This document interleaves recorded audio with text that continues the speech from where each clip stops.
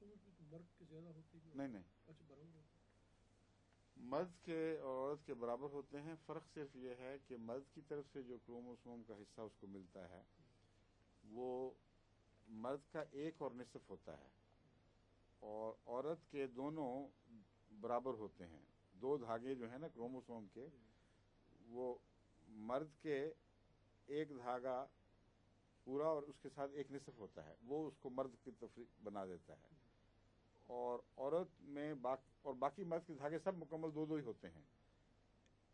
عورت میں سارے مکمل ہوتے ہیں. تو اگر مرد کا وہ حصہ جس میں 1/2 ہے وہ بچے میں داخل ہو اور بچہ اس کو قبول کرے تو وہ لڑکا پیدا ہوگا.